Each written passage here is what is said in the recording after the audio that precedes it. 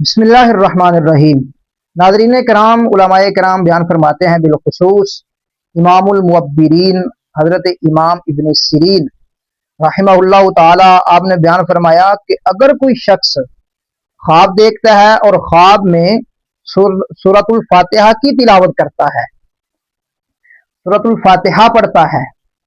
تو آپ بیان فرماتے ہیں کہ اس خواب کی تعبیر یہ ہے کہ اللہ تعالیٰ اس شخص کی عمر کو دراز فرمائیں گے اور اس کے جو کام ہیں وہ بھی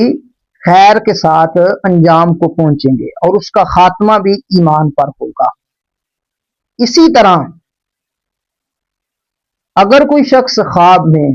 سورۃ البقرہ کی تلاوت کرتا ہے، وہ دیکھتا ہے خواب کہ وہ سورۃ البقرہ کی تلاوت کر رہا ہے، تو امام ابن سیرین رحمہ اللہ تعالی آپ بیان فرماتے ہیں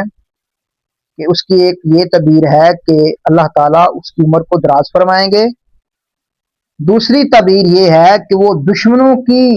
شر سے اللہ اس کو محفوظ فرمائیں گے، دشمنوں کی شر سے وہ محفوظ ہو جائے گا۔ اسی طرح حضرت امام جعفر صادق رحمہ اللہ تعالی ورضی اللہ تعالی عنہ وعلیہ السلام، آپ بیان فرماتے ہیں کہ اگر کوئی شخص دیکھتا ہے کہ وہ خواب میں سورۃ البقرہ کی تلاوت کر رہا ہے،